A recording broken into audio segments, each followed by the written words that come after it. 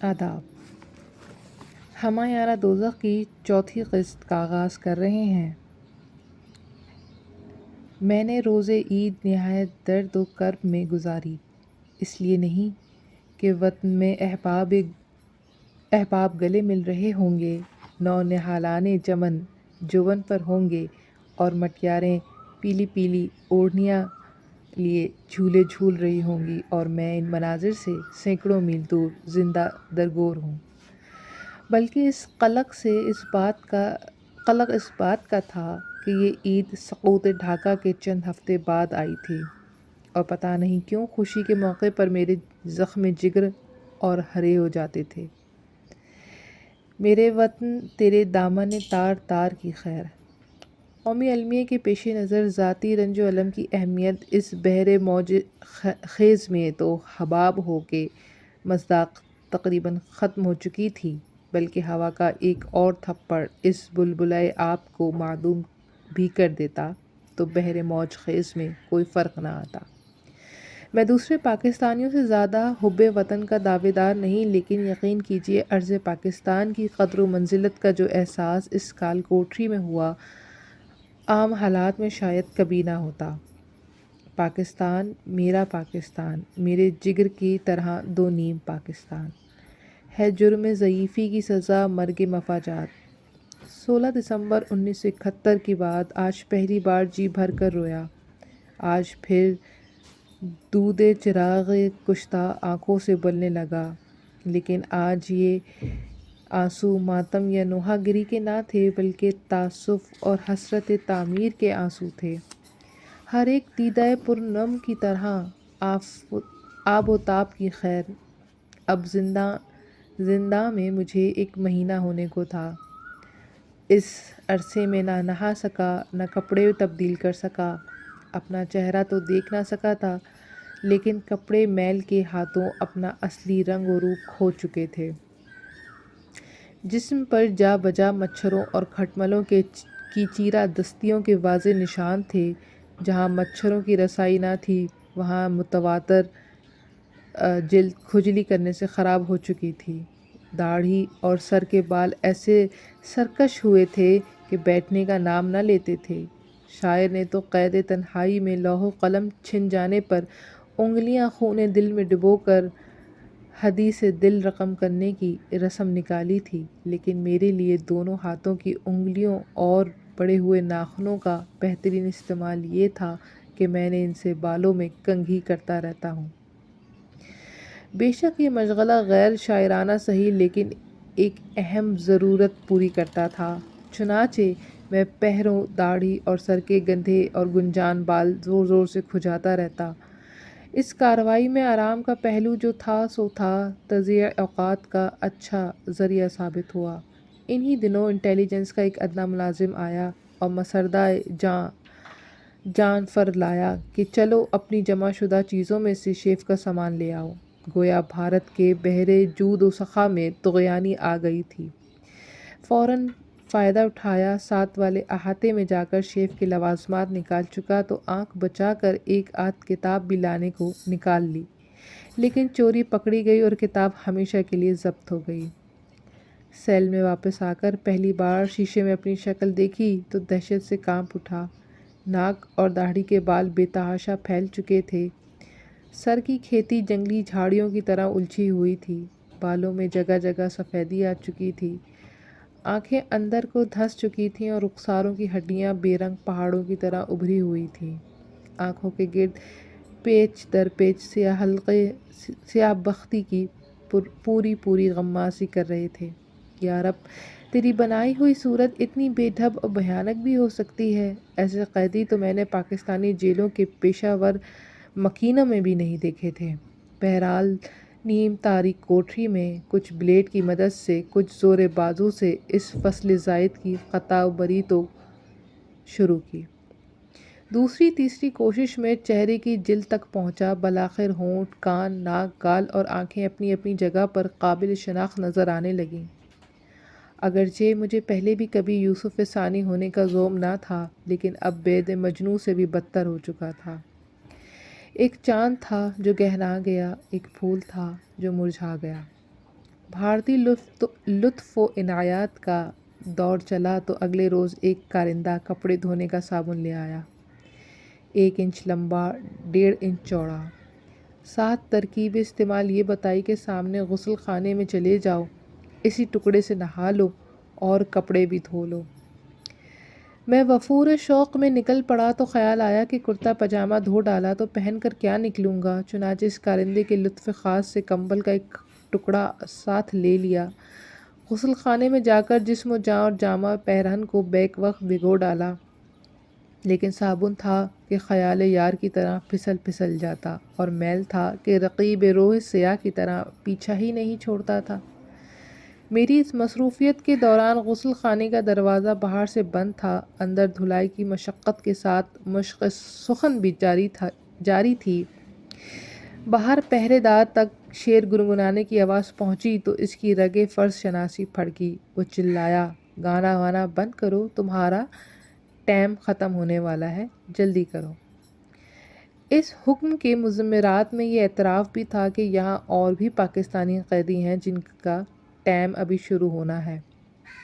اہل وطن کی موجودگی کا قیافہ میں نے کئی روز پہلے بھنگی کی بالٹی سے لگایا تھا، جو کبھی آدھی اور کبھی 2/3 بھری ہوتی تھی۔ ظاہر تھا کہ یہ ساری دولت میری ذات واحد کے لیے نہ تھی، اور بھی اس میں حصے دار ہوں گے۔ آج اس فرض شناس پہرے دار نے اس قیافے کی تصدیق کر دی۔ میں غلیظ کمبل اوڑھے، گیلے کپڑوں کی پوٹلی بغل میں دبائے غسل خانے سے سیل کو جانے لگا تو ساتھ والے سیل کے باہر تام چینی کی برتنوں کے بجائے اصلی چینی کی سفید مستعملہ پلیٹ، چمچ اور گلاس نظر آئے۔ برتنوں کی اعلیٰ نسل سے اندازہ ہوا کہ میرے دائیں ہاتھ یعنی سیل نمبر 11 میں کوئی VIP ہے۔ یہ میجر جمشید تھے، جن کی کمی فورٹ ولیم میں محسوس کی گئی تھی۔ ڈھاکہ کے حاکم اعلیٰ ہونے کی وجہ سے ان پر ایک تہمت یہ بھی تھی کہ 16 دسمبر کو دانشوروں کا قتل ان کی منصوبہ بندی اور احکام کا نتیجہ تھا۔ گزشتہ 2 روز سے میری خاطر مدارت کا جو دور شروع ہوا تھا، اس کی وجہ تیسرے روز ظاہر ہوئی۔ یہ ساری تیاریاں مجھے منکر نکیر کے سامنے لے جانے کے لیے تھی، یعنی اب مجھ سے پوچھ گچھ کا مرحلہ شروع ہونے والا تھا۔ پہلا مہینہ تو صرف ذہنی طور پر مغلوب کرنے کے لیے وقف تھا۔ چنانچہ میں 2 رائفل بردار سپاہیوں سمیت ملحقہ احاطے کے ایک دقیانوسی کمرے میں داخل ہوا، جس میں ایک میز اور 2 کرسیاں پڑی ہوئی تھیں۔ اس کی ابتر حالت سے پتہ چلتا تھا کہ ایک گھٹیا قسم کا دفتر ہے، جہاں گھٹیا آدمی بیٹھ کر گھٹیا ذرائع سے قیدیوں سے معلومات اخذ کرتے ہیں۔ مجھے سویلین کپڑوں میں ملبوس منکر و نکیر کے سامنے بٹھا دیا گیا، اگرچہ وہ سویلین بنتے تھے لیکن در حقیقت فوجی افسر تھے۔ بہر رنگے کے خواہی جامہ پوش، من انداز قدت رامی شناسم۔ اس طرف سے ابتدا یوں ہوئی: ڈاکٹر نے بتایا کہ تم چند ایک بیماریوں میں مبتلا ہونے کی وجہ سے 3rd ریٹ ہتھ کنڈوں کے محتمل نہیں ہو سکتے، لہٰذا تمہارے اپنے مفاد میں ہے کہ جو کچھ پوچھا جائے بلا تامل بتاتے جاؤ، ورنہ ان کال کوٹریوں سے آج تک کوئی زندہ باہر نہیں نکلا۔ تمہیں ابھی نہ جنگی قیدی نمبر الاٹ ہوا ہے، نہ کسی فہرست میں تمہارا نام ہے۔ تم ہمارے رحم و کرم پر ہو۔ اگر تم نے تعاون نہ کیا تو یہیں گل سڑ جاؤ گے، سمجھے؟ میں نے لقمہ دینے کی کوشش کی کہ جنیوا کنونشن ایسی دھمکیوں کی اجازت نہیں دیتا۔ تمہارے ہی جنرل ناگرا نے ڈھاکہ میں اس نے مجھے فقرہ مکمل کرنے نہ دیا اور کہا، بھول جاؤ جو کچھ جنرل ناگرا یا کسی اور نے تم سے کہا تھا۔ یہاں کوئی جنیوا کنونشن نہیں، تم اس وقت ہماری مٹھی میں ہو اور ہم ہر طرح تم سے زیادہ معلومات اخذ کریں گے۔ اگر سیدھی طرح نہیں تو اس کے بعد پھر دھمکیوں کی فہرست سنا دی گئی۔ اس تمہید کے بعد کئی بامعنی، اکثر بے معنی اور چند ذو معنی سوالات پوچھے گئے، کبھی مائل بکرم ہو کر، کبھی مائل بستم ہو کر۔ میرے پاس کون سے راز ہائے سربستہ تھے جن کے انکشاف سے پاکستان کے مفاد کو نقصان پہنچتا؟ چنانچہ میں نے ڈھاکہ میں اپنی صحافتی مصروفیات کے متعلق صحیح جواب دیے۔ جہاں بات فوجی نوعیت کے معاملات پر پہنچی، میں معذرت کر دیتا، لیکن یہ طرز تکلم تو شرفا کا تھا، لہٰذا بھارتی افسروں کو قطعاً نہ بھایا۔ انہوں نے میری قوت مدافعت کو مزید تحلیل کرنے کے لیے پھر سیل میں ڈال دیا۔ ہر 10-15 دن بعد بلا لیتے اور پوچھ گچھ اور ڈانٹ ٹپٹ کے بعد پھر زندہ درگور کر دیتے۔ پوچھ گچھ کے دوران ان کا زور 3 باتوں پر تھا۔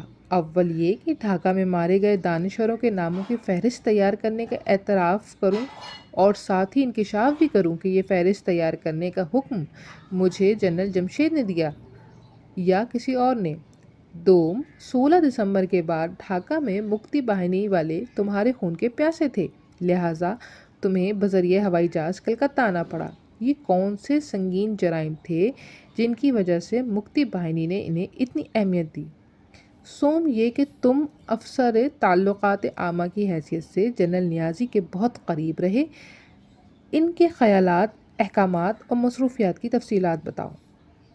وہ تقریباً ہر نشست میں انہی 3 باتوں پر اصرار کرتے۔ میں ان میں سے کسی کا اقرار نہ کرتا، لیکن اس کج بحثی میں اس لحاظ سے ان کا پلہ بھاری تھا کہ وہی قاتل، وہی شاہد، وہی منصف ٹھہرے۔ پتہ نہیں ان طویل مذاکرات میں انہوں نے کیا پایا کیا کھویا، لیکن مجھے یہ وقت سیل سے باہر گزار کر خاصی راحت ہوتی۔ کیا ہوا؟ جو مخاطب ہندو یا سکھ تھے، حیوان ناطق تو تھے، موضوع سخن بھی تلخ سہی ہم کلامی کا بہانہ تو تھا، ورنہ پھر وہی سیل نمبر 10 تھا جہاں وہی بار ستم، وہی بار کوہسار غم سہنا پڑتا۔ جسمانی فرار کی کوئی راہ نہ تھی، نہ ذہنی سکون کی کوئی سبیل۔ سیل میں پڑے پڑے دل بہلانے کے بہانے تلاش کرنے لگا۔ نگاہیں سیم زدہ دیوار کے نقش و نگار پر مرکوز کیں تو وہاں عجیب و غریب مناظر نظر آئے۔ کہیں 2 ٹینک ٹکراتے معلوم ہوتے، کہیں بھاری توپ کا طویل دہانہ دکھائی دیتا، کہیں انسانی کھوپڑیاں بکھری ملتی اور کہیں پھولوں کی بکھری ہوئی پتیاں۔ پتہ نہیں یہ نقش دیوار سے ابھرتے تھے یا میرے ذہن سے یہ ذریعہ تسکین بننے کے بجائے حزن و یاس کا باعث بنے۔ میں نے ان سے توجہ ہٹا لی۔ اب میں نے کمبل کے نیچے رکھے ہوئے کنکر گننے شروع کر دیے۔ 1 2 3 10 15 20 40 60 70، ان کی مجموعی تعداد 86 نکلی۔ میں نے دانستہ طور پر اس ہندسے کو غلط قرار دے کر دوبارہ کنکر شماری شروع کر دی۔ اب چھوٹے بڑے ملا کر 79 ہوئے۔ میرے شکی ذہن کو ایک بار پھر گننے کی ضرورت محسوس ہوئی تو یہ صرف 85 نکلے۔ اس حساب کتاب سے تنگ آ گیا تو جلد ہی چھت کی کڑیاں، فرش کی اینٹیں، دیواروں کی سلاخیں، تالے کی کیل، کمبل کے سوراخ اور پلیٹ کے داغ گنتا رہا، لیکن اتنی محنت کے باوجود رفتار زمانہ پر کوئی اثر نہ ہوا۔ میں روز کے معمول سے اکتا گیا تو اللہ تعالیٰ نے چوٹیوں کا ایک قافلہ بھیج دیا۔ قطار اندر قطار میں نے گننے لگا۔ 35 ایک سمت میں جا رہی تھیں اور 41 دوسری جانب۔ ان میں سے 18 کے منہ میں زیادہ راہ تھی اور باقی خالی الذہن۔ چلو 10 منٹ چوٹیوں کے طفیل گزر گئے۔ فروری کی کوئی شبھ گھڑی تھی۔ میں سیل میں بیٹھا، کبھی فرش کی اینٹیں گنتا، کبھی چوٹیوں کی۔ اتنے میں کسی نے مقفل دروازے کے باہر والا کواڑ کھول دیا اور پھر اپنی غلطی کا احساس ہوتے ہی جھٹ سے اسے بند کر دیا۔ ان چند لمحوں میں میری نگاہ ایک چھلانگ میں صحن زندہ میں پہنچ گئی، جہاں موسم سرما کی اجلی دھوپ کا چمنستان جوبن پر تھا۔ کمرے کی آنکھ کی طرح میری نگاہوں نے بھی یہ خوش منظر ایک لمحے میں محفوظ کر لیا۔ اس منظر کو ایک بار پھر دیکھنے کی زبردست خواہش نے انگڑائی لی، لیکن کواڑ بند ہو چکا تھا۔ کتنے خوش قسمت ہیں وہ لوگ جو اجلی دھوپ دیکھ سکتے ہیں اور کوئی ان کی آنکھوں کے سامنے کواڑ بند نہیں کرتا۔ ادھر نمازیں برابر جاری تھیں، دعائیں متواتر مانگی جا رہی تھیں۔ قیام میں، سجود میں رٹی ہوئی عربی دعائیں جواب دے جاتی تو اللہ تعالیٰ تک مدعائے دل سلیس اردو میں پہنچانے کی کوشش کی جاتی۔ پھر بھی تسلی نہ ہوتی تو مثالیں دے کر ضرورت واضح کی جاتی کہ اے باری تعالیٰ، جس طرح آپ نے ڈھاکہ میں مکتی باہنی کے چنگل میں جانے سے بچا لیا، اب اس کال کوٹری سے نجات نجات تیرا احسان ہوگا۔ جب متواتر کئی روز تک دعائیں عرش بری تک نہ رسائی پا سکیں تو سمجھا کہ شاید عشق ہے میرا خام ابھی، جذبہ ہے نہ تمام ابھی۔ بہرحال اسے دعاؤں کا ہی اعجاز سمجھیے کہ چند روز بعد گارڈ کمانڈر اور بھنگی کے ہمراہ دال اور چاولوں کی بالٹی اٹھائے ایک شخص داخل ہوا۔ اس کا رنگ گورا چٹا نقش پٹھانوں جیسے اور چہرے پر مسکراہٹ چھائی۔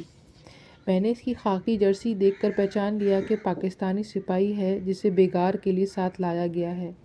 سچ کہتا ہوں اتنے عرصے بعد خاکی جرسی دیکھ کر اتنی خوشی ہوئی جیسے پاکستان کا پرچم ستارہ و ہلال دیکھ لیا ہو۔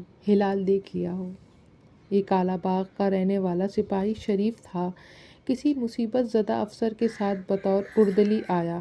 افسر کو پتہ نہیں کس کالے کنویں میں پھینک دیا گیا اور شریف تاحکم ثانی یہیں رہ گیا۔ مجھے اور سپاہی شریف کو بات کرنے کی سخت ممانعت تھی، لیکن ایک دوسرے کو دیکھ کر اتنی خوشی ہوئی کہ لب کشائی پر قدغن زیادہ دیر بار خاطر نہ ہوئی۔ گارڈ کمانڈر نے اپنا روب جماتے ہوئے کہا، ایک چمچہ دال ڈالو اور باہر نکلو۔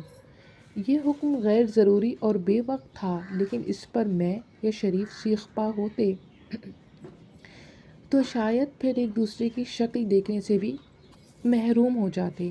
چنانچہ شریف آنکھوں ہی آنکھوں میں بہت کچھ کہتا ہوا باہر نکل گیا۔ اب شریف تقریباً روز دال بانٹنے آنے لگا۔ سنتری اور بھنگی سے بھی اس نے کچھ راہ رسم پیدا کر لی تھی۔ مجھ سے بھی حجاب کچھ کم ہونے لگا۔ ایک روز دال ڈالتے ڈالتے سرگوشی میں کہہ گیا، سر فکر مت کرو، ادھر 6 افسر اور ہیں۔ اگلی بار آیا تو ان میں سے بعض کے نام بھی بتا گیا۔ تیسری بار ذرا مہلت پائی تو کہنے لگا، 11 نمبر والا قیدی جنرل جمشید کہتا ہے سب کو بتا دو میں ادھر ہی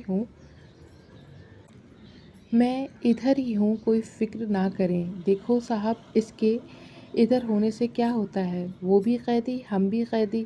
ہم تو پھر ایک کی بجائے 2 چمچہ دال دے سکتا ہے، وہ کیا کر سکتا ہے؟ بس جب جاؤ لکڑی یعنی خالی پائپ منہ میں لیے مسکراتا رہتا ہے۔ شریف کو علم نہ تھا کہ وہ جنرل صاحب ہیں۔ گارڈ کمانڈر نے باہر کھڑے باتوں کی آواز سنی تو بھونکا، بکواس بند کرو اور باہر نکلو۔ اس وقت شریف باہر چلا گیا، لیکن اگلے روز کسی اور مسئلے پر گارڈ کمانڈر سے جھگڑا پڑا۔ اس کی غصیلی آواز مجھے سیل کے اندر بھی سنائی دے رہی تھی۔ خبیث کا بچہ 100 دفعہ کہا کھولو، پیشاب کرنا ہے، یہ لاٹ صاحب کھولتا ہی نہیں۔ ہم تم کو دیکھے گا قید ہونے کا، کبھی ہمارا باری کبھی تمہارا۔ تم ہم کو 8 پہر نہیں نکالتا ہے، جب ہمارا باری آئے گا تو ہم تم کو 16 پہر نہیں کھولے گا۔ کافر کا بچہ! پتہ نہیں گور کھالی اور ہندی پر اکتفا کرنے والے بھارتی نائک کی سمجھ میں کیا آیا اور اس نے جواباً کیا کہا، لیکن شریف کی گرجدار آواز پھر سنائی دی، کافر کا بچہ بتاؤ ادھر ہم کو کیوں بند کر رکھا ہے؟ ہم نے کوئی قتل کیا ہے، ڈاکہ ڈالا ہے؟ ہماری طرف پاکستان میں تو 302 تعزیرات پاکستان والے کے ساتھ بھی یہ سلوک نہیں کرتے۔ ہمارا باری آنے دو، ہم تم کو مزہ چکھائے گا۔ خبیث کا بچہ! بات کی پکڑ دھکڑ سے اندازہ ہوا کہ چند سپاہیوں نے مل کر اسے سیل میں بند کر دیا ہے۔ 3 ماہ کی قید تنہائی کی باقی صحبتیں اپنی جگہ، لیکن ایک اذیت جس کا کوئی حل نہ ملا وہ یہ تھا کہ پڑھنے کے لیے کچھ نصیب نہ ہوا۔ قرآنی آیات کا زبانی ورد کرتے کرتے زبان سوکھ گئی، لیکن آنکھ کی پیاس نہ بجھی، نہ ذہن کی بھوک ختم ہوئی۔ میں نے اپنے سامان میں سے کتاب لانے کی اجازت مانگی تو اسے قید تنہائی کے ضوابط کے خلاف قرار دیا گیا۔ اس محرومی میں پہلی بار احساس ہوا کہ بری عادتوں میں شراب یا سگریٹ نوشی نہیں، مطالعے کی لت بھی ہے، اور جس نے اپنی ساری شعوری زندگی کھانے کا ناغہ تو گوار کر لیا ہو، لیکن مطالعے کا نہیں، اس کے لیے متواتر کئی ماہ کتابوں سے محرومی کتنی سوہان روح ہو سکتی ہے۔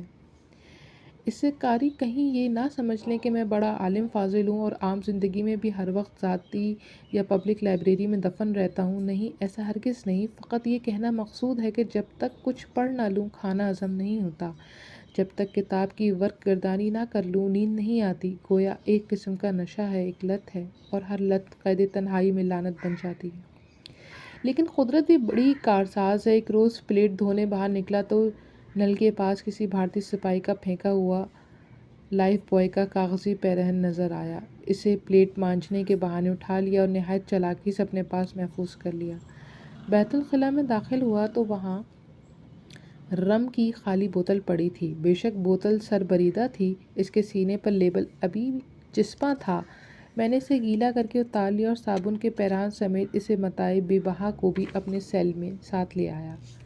جب مطالعے کی بھوک چمکی تو میں نے رم کا لیبل نکال کر پڑھنا شروع کیا۔ بھارت میں ساختہ مسلح افواج اور سینٹرل پولیس کے افراد کے لیے خاص طور پر تیار کیا گیا۔ منظور شدہ کینٹین کے علاوہ کہیں اور اس کی خرید و فروخت قابل تعزیر جرم ہے۔ میں نے یہ لیبل بار بار پڑھ کر گزارۂ اوقات کی اور شدید خواہش کے باوجود لائف بوائے والا کاغذ اگلے روز کے لیے رکھ چھوڑا، کیونکہ اسلام اسراف کی اجازت نہیں دیتا۔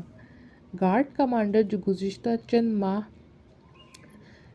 ماہ سے اپنی کمینگی اور خباثت کا مظاہرہ کرنے کا کوئی موقع ہاتھ سے نہ جانے دیتا تھا، ایک شام مجھ سے میٹھی میٹھی باتیں کرنے لگا۔ اس عنایت ناگہانی کی کوئی وجہ سمجھ میں نہ آئی، لیکن گفتگو کو اپنی مجبوریوں کے پیش نظر غنیمت جانا حوصلہ افزا جواب دیا اور بات چل نکلی۔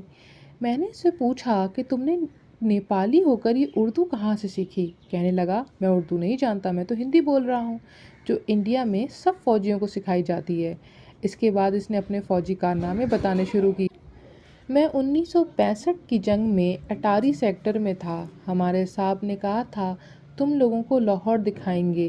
وہ ہمیں واہگہ تک لے گئے۔ لاہور سامنے نظر آتا تھا، لیکن لاہور پہنچنے میں تھوڑی سی کسر رہ گئی۔ آگے بی آر بی نہر آ گئی۔ بی آر بی یا پاکستانیوں کا آہنی عزم، وہ لاجواب ہو گیا یا میری بات نہ سمجھا۔ بہرحال 15-20 منٹ کی گفتگو کے بعد وہ گڈ نائٹ سر کہہ کر چلا گیا۔ مڑ کر کہنے لگا، سر کہو تو کواڑ کو کھلا رہنے دوں، ہمارا کوئی افسر آئے گا تو بند کر دوں گا۔ اس نے بالواسطہ طور پر مجھے اپنے اختیارات سے آگاہ کر دیا۔ مجھے اس لطافت کی وجہ اگلی صبح معلوم ہوئی۔ بھنگی سمیت شریف دال بانٹنے آیا تو اس نے 2 سوکھی چپاتیاں میرے سپرد کرتے ہوئے خوشی سے کہا، صاحب مبارک ہو، سنا ہے تاشقند ہو گیا ہے۔ اب ہم لوگ ادھر جا رہے ہیں، راستے کے سفر کے لیے روٹیاں ہیں۔ میں نے چپاتیاں غور سے دیکھیں تو ان پر چٹنی نما کسی سبزی کا داغ بھی تھا۔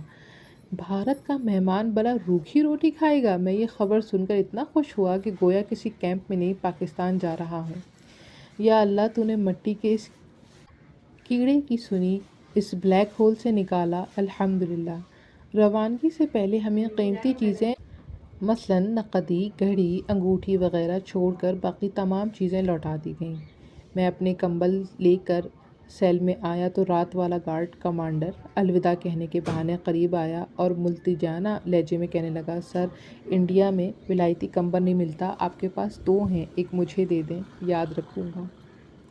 اب اس کی عنایت کا بھرم رکھا اور اس ابتدائی تجربے کی تائید اسیری کے آئندہ دنوں میں کئی بار ہوئی، جس کا حاصل یہ تھا کہ بھارتی مہربان ہو تو سمجھ لیجیے مطلب برآری کے در پہ ہے، اور مادی منفعت اس کی کمزوری ہے۔ کوئی کمبل پر بک جاتا ہے، کوئی گھڑی پر اور کوئی ٹرانزسٹر پر۔ بھارتی سینا بکاؤ مال ہے، کوئی ہے خریدار؟ نظرل سے غالب تک میں اپنا سرمایہ غم کمبل میں لپیٹے زمین کے پیٹ سے نکلا تو سب سے پہلے سورج کی کرنوں نے خوش آمدید کہا۔ یوں لگا کہ صحن زندہ میں دھوپ کے باغ و بہار چمنستان کو دیکھنے کے لیے میں ہی تڑپ نہیں رہا تھا، بلکہ خود حرارت بھری کرنیں بھی مجھ سے بغل گیر ہونے کے لیے بےتاب تھیں۔ زندگی کے جاڑے میں طویل فراق کے بعد سورج کی کرنوں سے ہمکنار ہونا ایک ایسا لطف تھا جو شاید وصل یار میں بھی نصیب نہ ہو۔ میں نے نیلگوں آسمان سے سنہری کرنوں کو جی بھر کر برستے دیکھا۔ نسیم باد بہاری کے بے دریغ بوسے لیے، چڑیوں کی چہچہاٹ اور کبوتروں کی گٹرگوں کے ترانے سنے۔ ادھر ادھر کیا دیکھتا ہے، باہر چل، ہمارا صاحب کھڑا ہے۔ سنتری نے اپنے فرائض کی بجا آوری میں میری عارضی جنت کا طلسم توڑ دیا۔ میں باہر نکلا تو ملحقہ احاطے میں پاکستانی فوجی افسر کھڑے تھے، کسی جان پہچان یا رسمی تعارف کے بغیر گلے ملنے لگے۔ درد کے تازہ رشتے نے کسی تعارف کا محتاج نہ چھوڑا تھا۔ ایک طرف سے سپاہی شریف لوہے کا ننھا سا کالا سوٹ کیس اٹھائے آ نکلا۔ صاحب، میں بھی آپ کے ساتھ جا رہا ہوں، اس نے مسکراتے ہوئے کہا۔ آج اس کی بانچیں کھلی ہوئی تھیں کہ اس کی تاشقند والی خبر درست نکلی۔ اگرچہ اس کو علم نہ تھا کہ ہم پاکستان جا رہے ہیں یا کسی کیمپ میں کسی سیل سے رہائی بجائے خود بہت بڑا واقعہ تھا، لیکن اس گروہ میں مجھے جنرل جمشید کہیں نظر نہ آئے۔ شاید وہ ابھی تک دار و رسن کی آزمائش میں تھے۔ انہیں شریک سفر کرنے کو بہت جی چاہا، لیکن مجبوریوں نے بڑھ کر راستہ روک لیا۔ ایک بھارتی کپتان سے ان کی رہائی کے متعلق پوچھا تو جواب ملا، وہ بھی بس جا رہے ہیں، تم لوگ عام کیمپ میں جا رہے ہو اور وہ خاص کیمپ میں۔ دل نے اسے سراسر دروغ گوئی سمجھا، لیکن اعتبار نہ کرتے تو کیا کرتے۔ ان کے صبر و تحمل کے اعتراف میں زبان سے یہ شعر نکلا، جسم پر قید ہے، جذبات پہ زنجیریں ہیں، فکر محبوس ہے، گفتار پر تعزیریں ہیں، لیکن پھر بھی ہیں کہ جیے جاتے ہیں۔ خدا تعالیٰ سے ان کے لیے اس آزمائش میں استقامت کی دعا کی اور انہیں خدا حافظ کہا۔ اتنے میں ایک فوجی ٹرک ہمارے پاس آ کر رکا۔ بھارتی کپتان اور اس کا عملہ گارڈ کی ترتیب اور راہداری کے انتظام میں مصروف تھا۔ ہمیں اس وقفے میں درد کے باہمی رشتے کو الفاظ کی شکل دینے کا موقع مل گیا۔ آئیے ان 5 افسروں سے آپ بھی ملیے۔ مضبوط ڈھانچہ، مضبوط دل، بلند جبیں اور سرکش مونچھیں، یہ لیفٹیننٹ کرنل شعیب لودھی تھے، جنہوں نے اس قید تنہائی کا غالباً سب سے کم اثر لیا تھا۔ ڈھاکہ میں میری ان سے پہلی بھی راہ و رسم تھی۔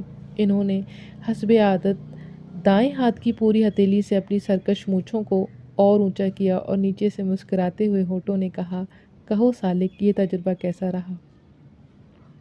ان کے ساتھ لیفٹیننٹ کرنل اکبر تھے، جو حرف ندا کی طرح سیدھے کھڑے زبان بے زبانی سے کہے جا رہے تھے کہ چند ماہ تو درکنار، چند سال بھی تہ خانے میں رکھ کر دیکھ لو، یہ سرنگوں نہ ہوگا۔ لیفٹیننٹ کرنل امیر، جو کرنل اکبر والے سیل ہی میں تھے، ہر چہ بقامت کہتر بقہتر بہتر کی عمدہ مثال تھے۔ ان کے چہرے پر نفرت اور انتقام کا پرتو تو تھا، لیکن عزم ہلال تک نہ تھا۔ ان سب کو یوں باوقار دیکھ کر یہ شعر یاد آیا،